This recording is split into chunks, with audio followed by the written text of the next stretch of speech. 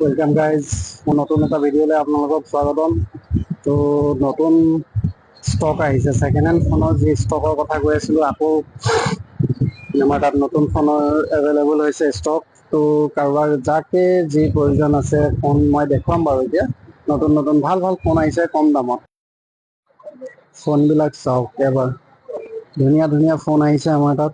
ধুনীয়া ধুনীয়া ফোন একদম পুৰা ফ্ৰেছ কণ্ডিশ্যনত। অপো 6GB ৰেম 64GB ৰম, ডিছপ্লে অৰিজিনেল লাগি আছে। তো ফোনটো অন কৰা নাই, চাৰ্জ কম আছে। তো এইটো 464 আপোনাৰ A1+, একদম কম দামৰ ভিতৰত পুৰা অৰিজিনেল ডিছপ্লে লাগি আছে।